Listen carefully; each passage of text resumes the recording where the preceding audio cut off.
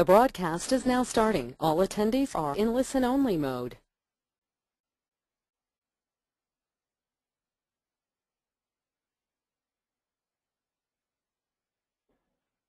Good evening, everyone, and welcome to this edition of the Market Insight webinar.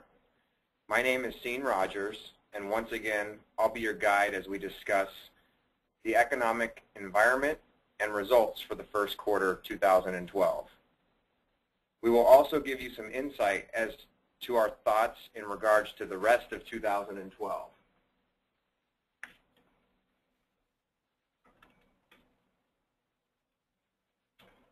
A few disclosures here.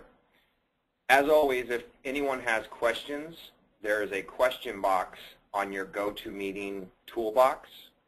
Go ahead and click it open and type in your question. I've got a area of the presentation at the end where I'll answer all questions. So if you do have a question during the presentation, go ahead and type it in, but realize that I'll get to all of them at the end. All right, topics to cover. Like I said, returns and environment for quarter one, and then what lies ahead for the rest of 2012. And then how does that affect our portfolio, or what are the investment implications? The first quarter, it was much like the fourth quarter of 2011. Equities rallied. Bonds were flat due to a 34 basis point increase in interest rates. And I'll get into more detail on each of these topics later in the presentation. Consumer sentiment improved to pre-crisis levels. And the U.S. jobs grew at a fairly decent pace in the first quarter of this year. Emerging markets, domestic large cap, small cap, developed international, and REITs were all up over 10% for the quarter. You can see here that we've broken it down. This is emerging markets, S&P 500, which is large cap U.S., Russell 2000, which is small cap, MSCI EFA is developed international, REITs. We have market neutral, commodities, and Barclays aggregate, which is bonds. They were pretty much flat for the quarter.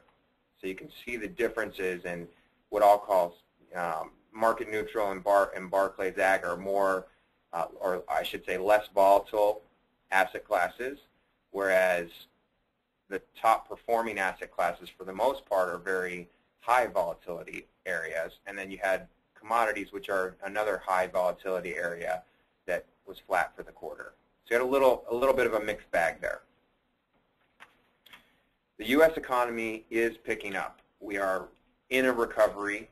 The recession is kind of behind us, and as I'll show in future slides here, we believe the double dip fears are pretty much gone as well. Like I said, the first quarter we averaged 210,000 jobs created. We also went from 390,000 to 370,000 as a weekly average of jobless claims for the first quarter versus the fourth quarter. The ISM non-manufacturing index was 57.3 in February, followed by a strong 58.9 in March. These are both levels we had not seen since February of 2011.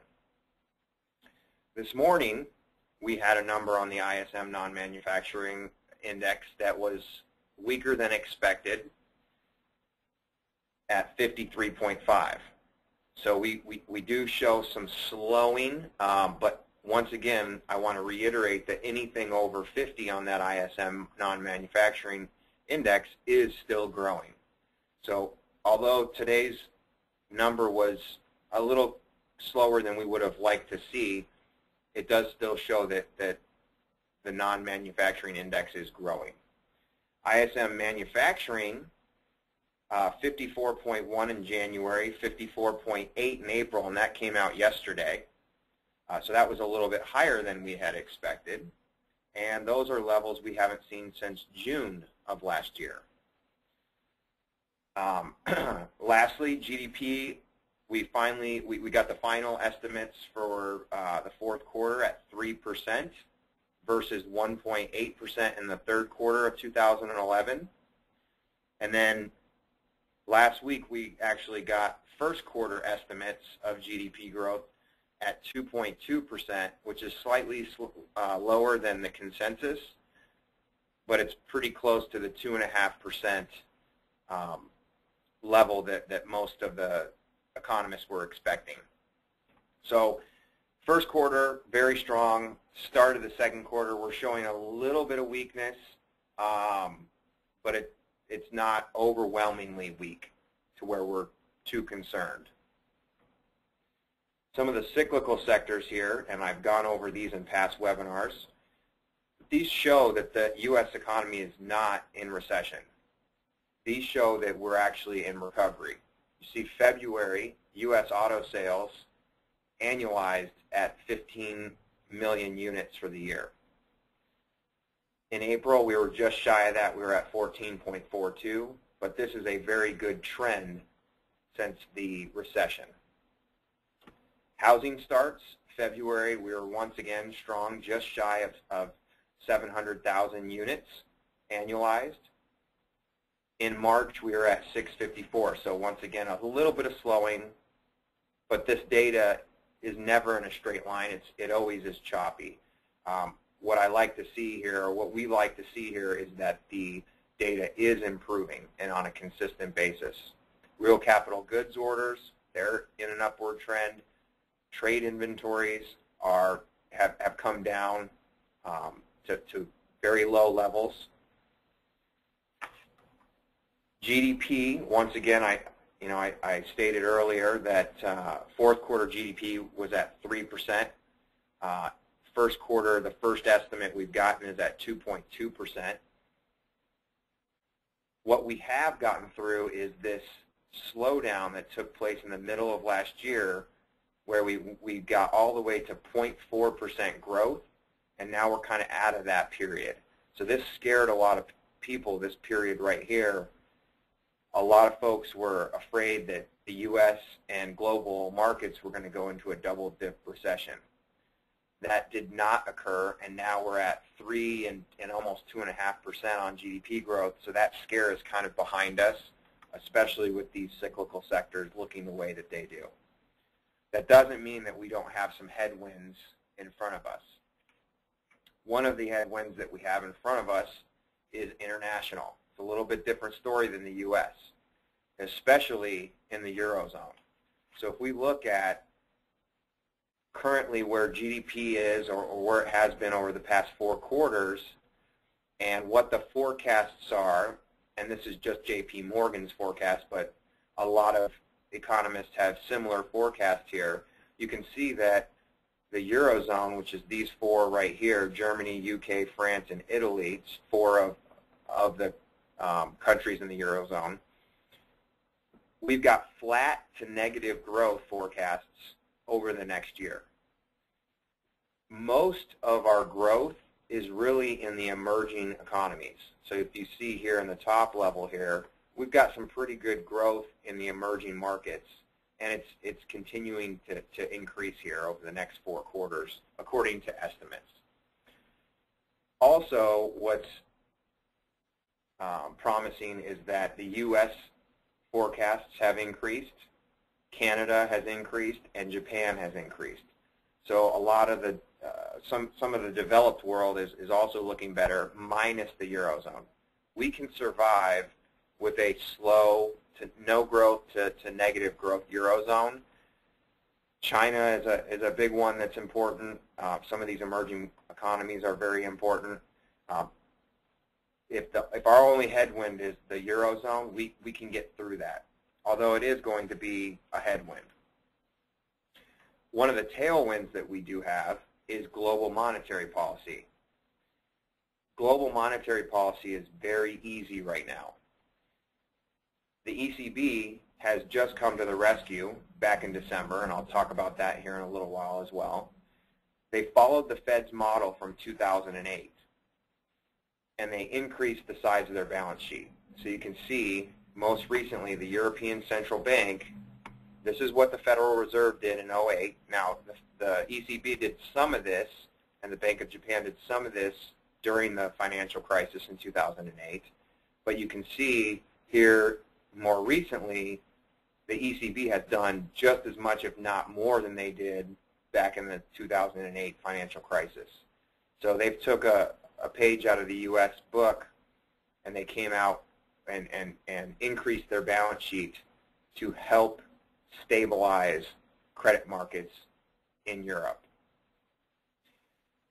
One thing that we want to take from this slide here is, with all of this easy global monetary policy, you always hear the saying, don't fight the Fed.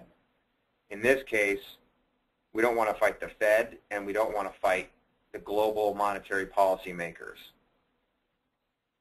So that's a tailwind that we do have. This just shows actually, how the ECB's balance sheet has increased. Looks eerily similar to what the Fed had to do in 2008. Now, one of the things that calmed markets around the world back in December, the ECB came out with what they called the LTRO. That is short for long-term refinancing operation. And they came, and that happened in December here. And what that is it's the ECB allowing banks to borrow money to recapitalize their balance sheets, and they're letting them borrow this money for up to 3 years. So the ECB was really backstopping the European financial system when they did that. And you can see investors applauded this by driving down sovereign debt yields in a lot of the problem areas in Europe. You can see all these yields on the sovereign debts have come down significantly since that LTRO program was announced. Where do we stand now? So those are some of the tailwinds and some of the headwinds, monetary policy. We've got a few more tailwinds, or excuse me, we have a few more headwinds that we could talk about, one being the fiscal cliff that we're going to all face here at the end of the year, depending on what happens with our elections in November. It's a little bit early to talk about that. I'm going to focus a lot of my webinar next quarter on that when we know a little bit more about what's going to happen. But with some of those things in mind, I want to know kind of where we stand now. And where we stand now really depends on what asset class we're talking about. So first, I want to talk about equities. This chart here shows a valuation metric, which just happens to be an equally weighted composite of 4 metrics. The price to earnings, which is commonly known as the PE ratio, the price to current book, which is also known as the PB ratio, the price to last 12 months cash flow, P to CF, and then the price to last 12 months dividends normalized. So this is just telling us, compared to history, what are people willing to pay for certain cash flows or certain earning flows or a book value as opposed to the price that we currently are at. And you can see for the most part, if we look at the world as a composite, the developed market countries, you can see that the blue dot is where we currently are, and the average is the brown dot. So most of these are undervalued if we were to look at these as a equally weighted benchmark of those 4 valuation metrics. Emerging markets is a little bit different story. However, they're still, if we look at all emerging markets, we're still undervalued as to what we've been historically speaking. Valuations are very important, but there are certain reasons why we don't get to those normal valuations either. One of the reasons right now is this picture right here. Retail investors, we've heard this story before. Back in 2000, everything was going well, and we basically went down 50%. everyone hung in there, and there was a lot of difficulty during that period of time, but we had a recovery of about 101%. We got to a peak of just past where we were in 2000, and then we lost another 50%. So it was deja vu. And now we've gone up 108%. We're nearing those same highs, and investors are afraid to enter the market at these levels because they don't want to go through another 50% swing. We've seen this story before. Volumes are low because of it. The retail investor is not participating in this rally. They just have not put money to work, and I'll show you that later when we look at cash on the sidelines. What I wanted to point out, and this has to do with valuations, is if we look at these peaks and we look at where we currently are, you can see the PE ratio, which is just one of those metrics, price to earnings, so what people would pay for a stream of earnings. In 2000, investors were paying 25.6 times earnings for companies. And in this scenario, we're looking at the S&P 500 as a basket of companies. So that's a pretty high valuation. That, during that time, that would be a abnormally high. And when we were in that time, folks said, well, we're going to have these great growth rates, and that's why the PE levels are so high, because we're going to have this unbelievable growth, and what really is 25 is really going to be half of that because we're going to have all this growth. And that's the case people were making back then. If we fast forward to 2007, 15.2 is more in line with averages. So, most people are feeling, okay, we'll back up to the average here. We can make a case, because we've had a pretty lousy 10 years of investing. We can make a case that from 1565 we're going to continue to go up. And a lot of people put money in at this area of the market. And we were in line with where PE ratios were. You can see back in 2000, dividend yields were very low, and it's because stock prices were so high. The 10-year Treasury was at 6.2%. In 07, we're at more normalized PE ratios, more normalized dividend yields, and a more normalized 10-year Treasury. But now, if we look at today, we're at a 13 multiple, which is low compared to history. We're at a 2.1% dividend yield, which is, it's a little high, but still above where we normally would. And then a 2.2% Treasury, which is extremely low for these conditions. So there's a case to be made that we still have a lot of upside room in the equity markets at these levels. And I think when investors realize, when they look at the earnings of these companies that are in the S&P 500 and in other indexes as well across the globe, we see the same type of PE multiples. Once investors see that it's not a 2000 or 2007 scenario, I think that the market has some explosive room when the retail investor gets involved again. When that's going to happen, I have no idea. But there is some upside when that does happen. On this page, we have price to earnings, price to book, price to cash flow, and price to sales. And I just said, okay, well, if we were to get back to the 15-year averages on these four metrics, what would that exactly mean for the stock price or the S&P 500 as a basket? Well, if we look at the PE ratio, we're at 13 right now, and 16.9 is the 15-year average. If we were to get back to this 16.9, that would imply that the S&P 500 is 30% discounted right now. If we were to get back to the price to book, that the 10-year, or the 15-year average, we'd be 35% discounted. If we look at the price to cash flow, we'd be 25% discounted, and the price to sales also 25% discounted. So investors are not paying up for the opportunity to buy the earnings streams of these companies, or the dividend stream of these companies, or the book value of these companies. we can see that clearly from the S&P earnings yield, which is just the inverse of the PE, so it's earnings over price paid. So if we were to look at the S&P 500 more like a bond and the earnings as that cash flow from the bond, our earnings yield is 7.7% on these companies. So that's a very high level, historically speaking. And when that's high, it typically means that the market is undervalued as opposed to when it's low, like in 2000 when the market was overvalued.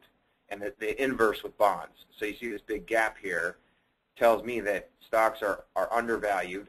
Now we've come down a lot, and then bonds are overvalued at these levels. But we'll get into that a little bit more as we go along. Corporate profits last year were up 15%, yet the S&P 500 finished at the exact same place that it started for 2011.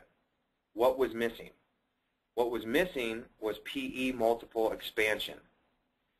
We finally got some PE multiple expansion at the beginning of this year.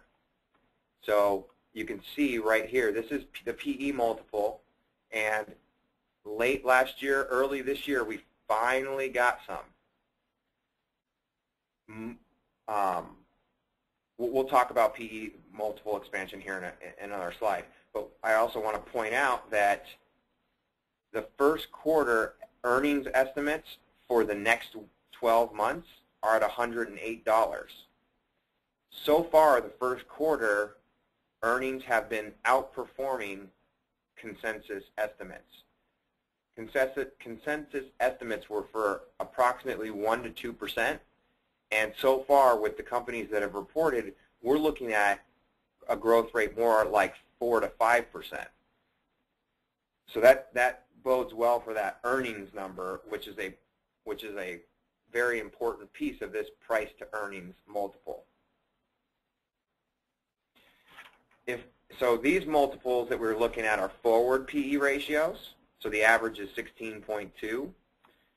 If we look at lag, so if we look backwards and look at the last 12 months of earnings, and we look at where we are PE ratio-wise, we can see that we're actually at 12.5 multiple on a lagged basis. The average during recessions is 12.6, so we're actually below recessionary levels. The average during expansions is 13.9. Now this is lagged, so it's the average is 13.7. It's not 16. It's a little bit different when you're looking backwards versus forward. Now, a lot of you might be asking yourself, well, why are you guys so focused with PE ratios? One of the reasons is the long term. Shorter term, PE ratios actually don't give us a lot of insight as to what's going to happen short run. This is a scatter plot of total return versus PE ratios for the last 60-ish years. And you can see that there's no real regression here. We've got marks all over the board. If we expand that, so that's over a 1-year period of time, what this is telling me is it doesn't matter what the PE ratio is, it's not going to give me an insight as to the next 12 months of total return from the S&P 500. If I look at 10-year annualized periods, however, I get a much clearer image. The image is that the lower the PE ratio, hence the more left we are on this graph, the higher the rate of return we would expect over 10-year periods. So although I don't know what's going to happen over the next 1 year, over the next 2 years, over short periods of time, this is a very clear regression analysis that if we're at 12.5 PE lagged, that there's a good chance that we're going to have decent returns over 10-year annualized periods. So, you know, I don't know exactly what this is, but this is probably 7% down here, 7 or 8%, and that's the worst level that we've seen for PE ratios that were 12.5. Most of them are between the 15 and 20% returns annualized over a 10-year period of time. So when we have an investment horizon, we want to make sure that the investment horizon is capturing both short-term assets that we can use and longer-term assets. This is the reason that we're so bullish on equities, is because the lag PE ratio is very low, historically speaking, especially when you factor in where interest rates are today. One of the things that we've gotten this year that has helped this PE multiple expansion is we've gotten an increase of almost 20 points on consumer sentiment. These two graphs show how consumer sentiment or consumer confidence affects PE multiples and 10-year real yield of bonds. And you can see that if we did a regression analysis, the estimated impact of a 10-point rise in consumer sentiment is going to increase PE multiples by about 2. An increase or an estimated impact of a 10-point rise in sentiment on bond rates is 54 basis points of increased interest rate. So let's focus on the PE ratios first. Typically with consumer confidence, you see either people improving their confidence or getting worse. It doesn't really stay in the middle, where it's a bipolar index. So it's either high or it's either low. It rarely ever stays in the middle. And we are seeing big-time improvements in confidence, which is going to be very positive for stocks. On the other hand, for bonds, it could mean a negative scenario. And so I want to go into that a little bit more. I've kind of made the case for equities, and now I want to talk about where we are with bonds. And this kind of transitioned us from equity talk to the fixed income world. Over the past 30 years, we've experienced a huge bull market. Bond rates have been declining for 30 years. Investors may not see the risk of fixed income instruments because they haven't been hurt by it really over the past 30 years, especially the past 10 years. We really haven't had too much negative risk when it comes to bonds. This tells me, along with some other metrics, that we could see a bond bubble brewing. One of the reasons is the easy Fed. The Fed, in essence, is pushing down on interest rates right now. They want to keep interest rates as low as possible. They want easy monetary policy so that the economy can recover and become self-sustaining, so that at some point they can stop being easy and start to tighten. We can see that the monetary base and the excess reserves have significantly increased since the financial crisis of 2008. Interest rates, federal funds rate is at 0, and they keep coming out and saying it's going to be 0 for an extended period of time. In fact, here is the most recent Fed policy.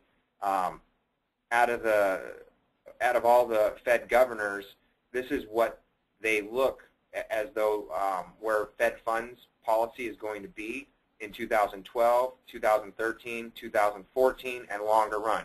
You can see that over the next 4 years, they're expecting the federal funds rate to be 4%, the target federal funds rate.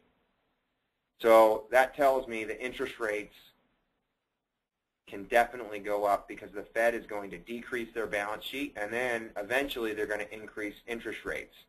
Now, one thing we've learned from the past is that that bond markets tend to anticipate this, and they move ahead of the Fed. So we don't get the benefit of Ben Bernanke coming out and saying we're going to raise interest rates, and then for us to switch our bond portfolio around before bond rates go up.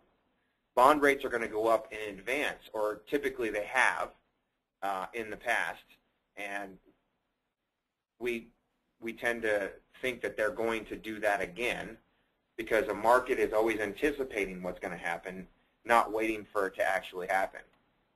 So this slide right here shows what the price impact of a 1% rise, and that's what I really care about, is a 1% rise in interest rates. So if we have short-term, low-duration treasuries, let's say 2-year treasuries, if we have a 1% increase in interest rates, that's going to, if we put $100,000 into 2-year treasuries, it's going to have a negative impact on the price of that bond by about 2%. So your $100,000 is no longer going to be worth $100,000 if you went to go sell it on the open market. Somebody's going to only be willing to pay you $98,000 because interest rates have gone up. You bought this bond when interest rates were lower. If we look at a 30-year bond, same $100,000, 30-year bond, although it's paying a little higher interest rate right now, it has much more interest rate risk because it is longer duration, meaning your money is locked up in that bond, and so the price fluctuations to reflect interest rate increases are going to be bigger. In fact, we estimate that a 30-year treasury, that $100,000 bond that you bought, if we have a 1% rise in interest rates, is going to be worth $81,000, 19% reduction in principal value. Now, if you hold that bond throughout, you're going to get your money back, but it's 30 years, and you're going to earn a below market average or below market interest rate over that period of time if interest rates had increased. And then we look at other bond asset classes. So the reason I bring this up is we want to make sure that we're cognizant of the bonds that we hold. We don't want to hold a whole bunch of 30-year treasuries. Although those are good during periods of time which we've seen over the past 30 years when interest rates have declined, 10 to 15%. That would be a very good thing for something that's increasing 19% every 1% it falls. But that's not what we see happening over the next few years. We see the reverse happening. So we want our bond portfolio to be low duration, and we also would like to have a higher yield advantage. And when I say higher yield advantage, I mean looking at corporates and certain areas of the high yield market which we earn a higher interest rate. So let's just look at one of these, for instance, high yield. Let's say right now the high yield market is earning 7%. Well, if we have an increase in interest rates by 1% and we're earning 7% from this portfolio, but our principal goes down by 4.2%, at the end of the year, you're still ahead of the game by about 3%. So that's what I mean by yield advantage. So not all bond portfolios are created equally, and I see too many people when they come into our office, new clients who have one bond fund and they think that that's going to do the trick, or they have a few bond funds but they're all long duration. They don't have a good mix of bonds, and it's something that a lot of portfolios are missing, and it hasn't hurt anyone over the past 10 years or 30 years because we've been in a decreasing interest rate environment. That will change over the next few years, in our opinion. And so we want to make sure that we're getting this message out there so folks aren't getting stuck with all these bonds and looking and finding and saying, okay, well, what was the best performing thing for the risk that was involved? Oh, it was bonds. Let me pour my money into bonds. And I'll show you an example of why I believe that's happening here a little later in the presentation. Actually, not a little later, right now. So according to the Investment Company Institute, since April 2011, we have seen $190 billion of equity fund outflows. So people taking money out of equity funds at $190 billion. Over that same period of time, we've seen $180 billion go into bond funds. So if that doesn't tell us that folks are leaning toward bonds more, I don't know what would. And an easy way to explain it is people are looking at the last 10 years of returns and risk, and they're putting their assets into something that has done well. That is, Wayne Gretzky once said, you have to be where the puck is going to be, not where it was. Well, that's skating to where the puck was versus skating to where it will be. And we want to skate to where it will be. And we believe very strongly that over the next few years, interest rates will come up, and bond portfolios in general will have a headwind because of this.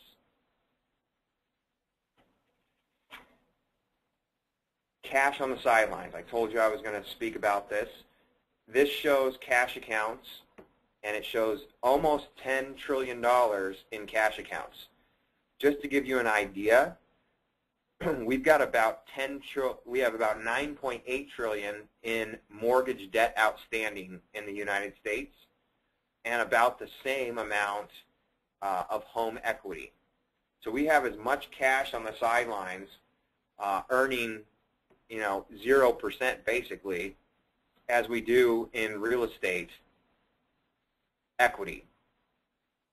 So this is a lot of kindling that can get us to new highs in the equity markets as soon as the fear comes out of the market, out of investors.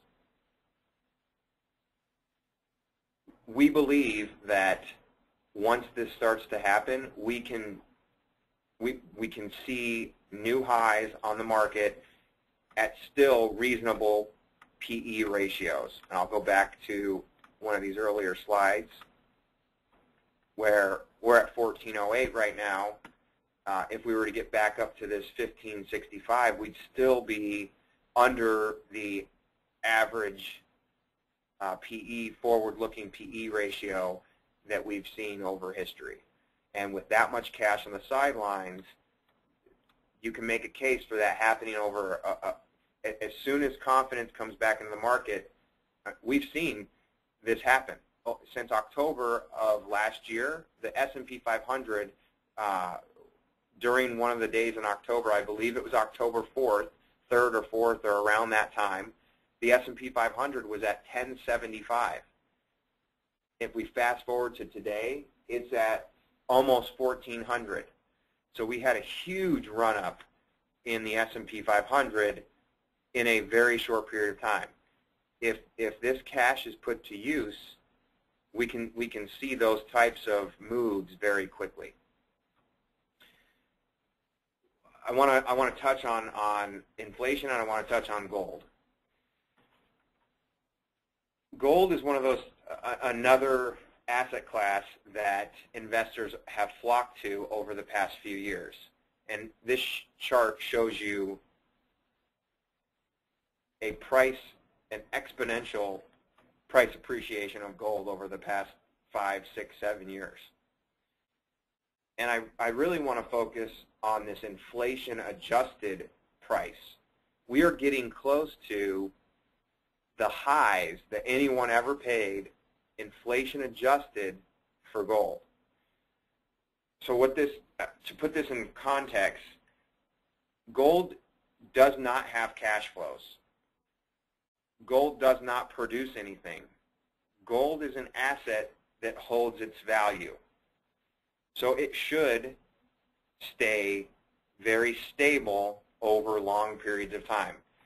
Inflation adjusted, it should stay pretty stable. So when we see inflation adjusted prices spike up like this, in the past, you can see this when it happened last in 1980, we went from 850 an ounce to below 400 an ounce in less than 5 years. I'm not saying that we're at that level. Bubbles tend to last longer than most people think. I would just be very cautious when it comes to purchasing gold. If you're purchasing gold as a speculative bet, you have to convince somebody else to buy it from you at a higher price. So just keep that in mind. we utilize gold in a portfolio more as an insurance hedge than anything else. And it's becoming a very expensive insurance hedge right now. A lot of folks are buying it to protect from future inflation. And inflation right now is not a huge concern. Core inflation in February is at 2.2%. Well, within the Fed targets around 2%, but that's not far from 2%. And a lot of folks have been worried about oil shocks. That's definitely one of the biggest headwinds or possible risks for the U.S. economy is oil spikes. But oil spikes actually are not inflationary. They're more deflationary. We've got 240 million autos here in the United States. So a 10% gas hike would be, 240 million times how many ever gallons of gas everyone uses times 10 cents. That's a big number, and when you're spending that money on gas, you're not spending it in other areas that make up this CPI basket. And so we're not really concerned with inflation and looking at oil or energy or some of these individual items. What really drives inflation is wage growth. And right now we're not really seeing too much wage growth. And until that starts to increase, until employment comes down and wage growth goes up, we're not so concerned with inflation. However, we believe that the Fed is also in that camp, and they're going to keep prices lower for longer. And so we're actually expecting certain commodities, gold and oil, to have some of these spikes. And we've already seen it in gold. We've kind of seen it in oil.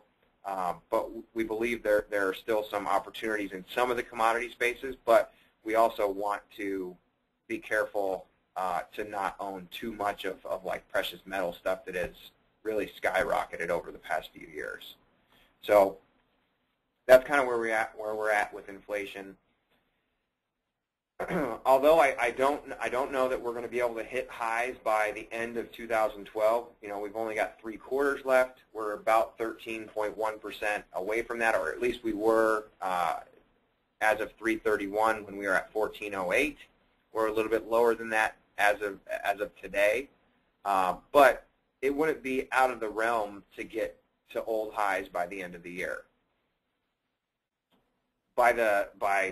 From 2 years from now, I think it's a very good possibility that we get back to old highs, and we're still looking at 7.4% average total return of the S&P 500 if we got to 1565 within 2 years. So those are decent returns. I believe that it's going to be closer to 1 year from now versus 2 years for the reasons that I showed. But once again, I'll go back to the PE ratios, and over 1 year periods of time, it's very difficult to predict where the stock market's going to be. Over longer periods of time, it's been a little bit easier to do so. So that's why we want to make sure that just because we believe that bonds may be in a bubble and that interest rates may increase, it doesn't mean that we want to abandon bonds altogether. It just means we want to make sure we're careful with the bonds we do own, and we want to make sure that we have a diversified portfolio with bonds, stocks, and alternatives, and not just focus on equities versus bonds, and and allocating all of our capital to equities only to have the stock market drop 20% and then have to get out of the market because that's too big of a drop for us. Which brings me to my next slide. I want everyone to be a left-brain investor, not a right-brain investor. I read an article earlier this week that talked about, are you a right-brain investor or a left-brain investor? Right brain is more, you're gonna pick this mutual fund, or you're gonna pick the Forbes money list mutual funds that have done well for the previous year. We want to try and take the right brain out of our investment decisions and really rely on our left brain and rely on interest rates and taxes and where we should own things and what should our asset allocation be. Because if you look at 20-year annualized returns by asset class, bonds have earned 6.5, S&P has earned 7.8, REITs have earned 10.9, even developed international has earned 4. The average investor has earned 2.1% because they're relying too much on the right brain. They're jumping all over the place. The average hold of an investor is 2.2 years on these mutual funds, and so they're making bad decisions on when to sell things. And we can see that from some of the equity flows during history. You can see that at the end of the bubble, when the S&P 500 was at a high here, we had a ton of people putting money into the equity markets. And then, when it was at a low, we had a ton of people taking money out. Same goes over here when the stock market started dropping. We see a lot of people taking it out, and they're taking it out, and we're not participating in this up rally.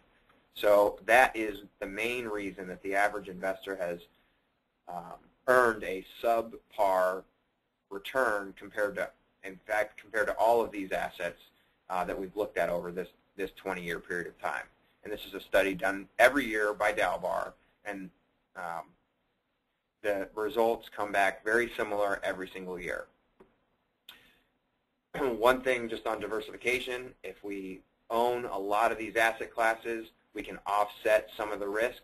As long as the assets aren't perfectly correlated, we can actually reduce risk. So standard deviation is a measure of risk.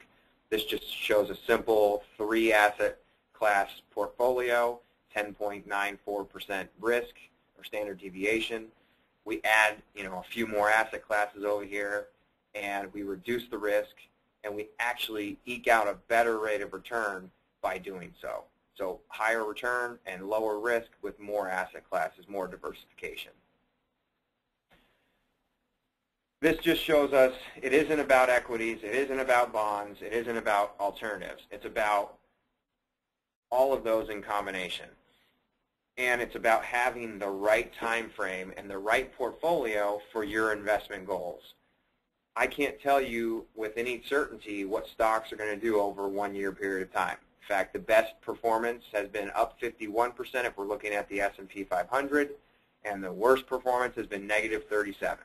I would never tell an investor that has a 1-year time horizon to put all of their money into equities. In fact, even bonds, you still have a chance of getting a negative 8% return, even though we have a 43% upside here. This is still too much of a volatility here, too much of a dispersion, and we don't negative 8% if somebody's investing for a 1-year time horizon. That's unacceptable. 50-50 portfolio. We can't have that for a 1-year time horizon either. When we move that time horizon to 5 years, now we can start talking about a 50-50 portfolio, especially with where interest rates are now. Interest rates for cash is at 1%. Well, we can build a 50-50 portfolio, and if we were to look at this 50-50 portfolio in history, from 1950 to 2011, which is capturing a lot of bad years here recently in 2008 and 2000 and 2001, we still have never had a 5-year rolling period where we lost money. And if we keep increasing the time frame, it makes you have more of a case for owning more equities. So we want people to look at their investment horizon.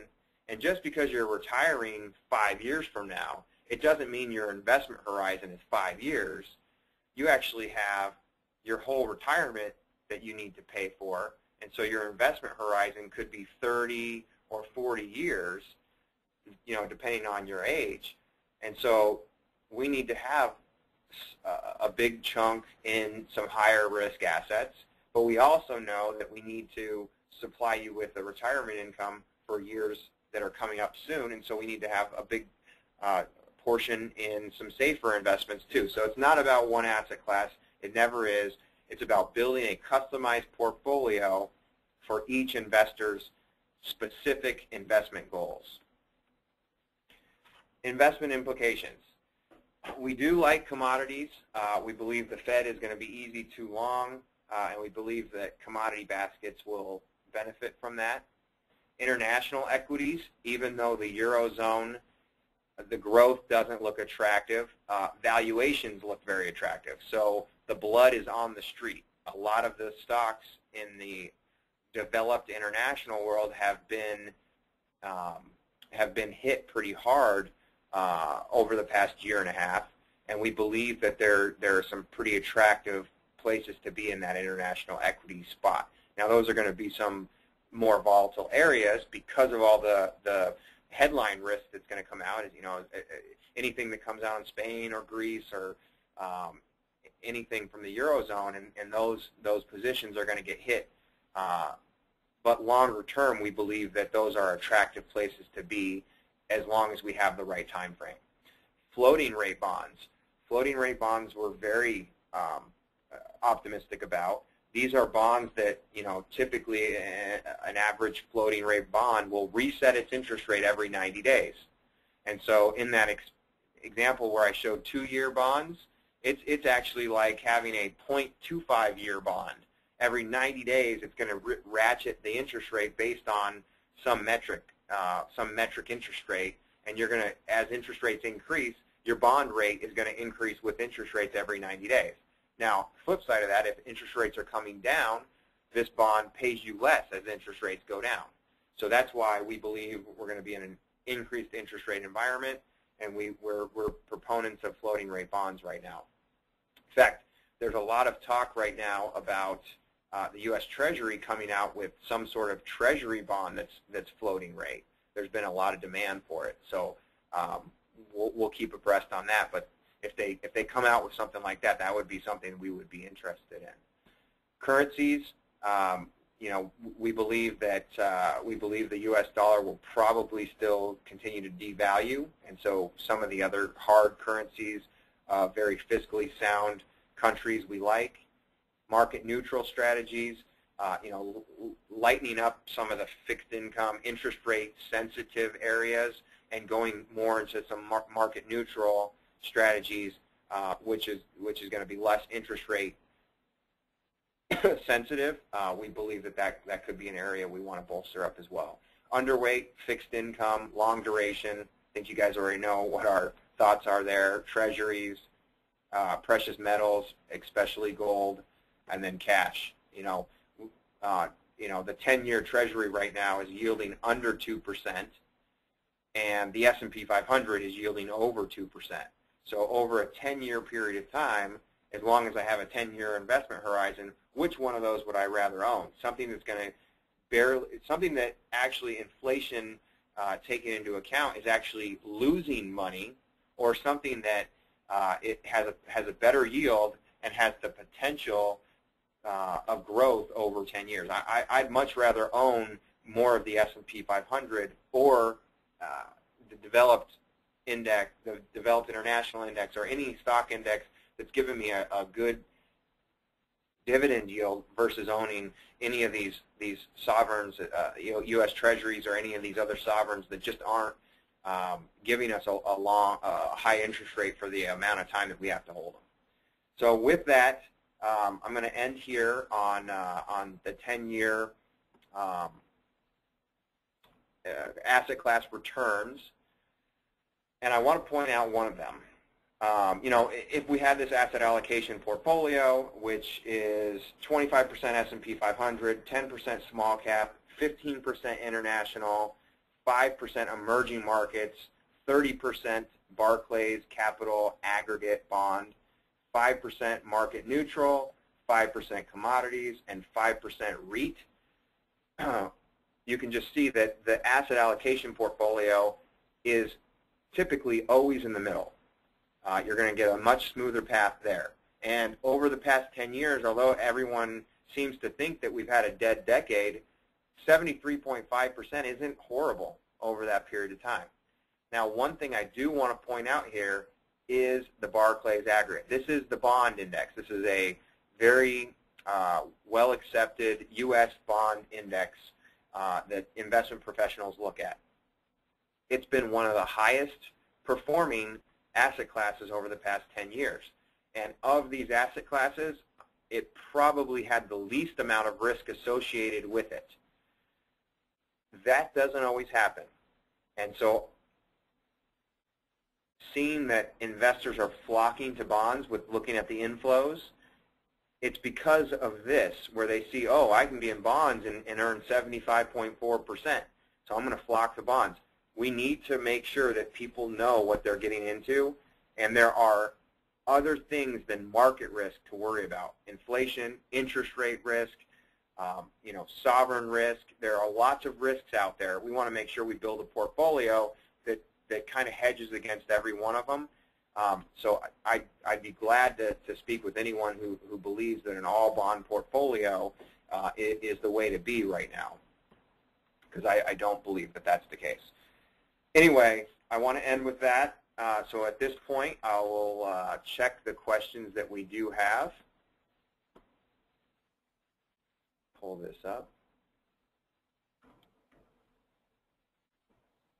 I'll give you guys a few minutes here, maybe a minute and a half or 2 minutes, just to open the question box.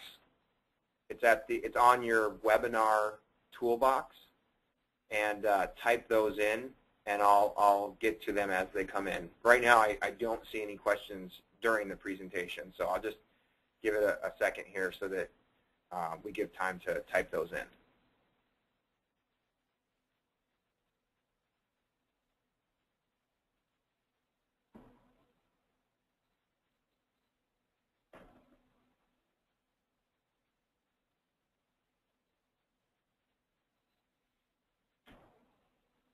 First question is, we've got, you speak of this fiscal cliff. Can you explain more? I didn't really want to explain too much early in the year, but what we do have happening here is at the end of this year, the Bush tax cuts are going to expire. We have an additional Medicare investment tax for anyone who makes over $250,000. We also have, if you guys remember, last year, one of the things that Congress put in place in order to increase the debt limit, they said, okay, well, we need to free up $1.2 trillion of spending cuts. And what they did was the way they got there is they took $600 billion of discretionary spending off the books over the next 10 years and $600 billion of defense spending over the next 10 years. Those are going to start to come into play at the beginning of 2013. And so, and the way that they got to those is basically they're just not going to inflation adjust some of these things and increase the spending like they have been. Seems pretty logical, but that's the way that they've come up with this $1.2 trillion. And so all of those things are hitting us at the same time, along with presidential election, an election process in general. And so there's going to be a lame duck session, and we don't know exactly what's going to happen. So we want to be cognizant of that and know that those things are going to have some effect on our portfolio. It could be positive. It could be negative. Right now, I believe that the markets are lower and the PE ratios are lower because of some of this uncertainty. If we have the Congress come out and extend the Bush tax cuts for another year to let the new Congress come in and actually do some more reform, I think the market would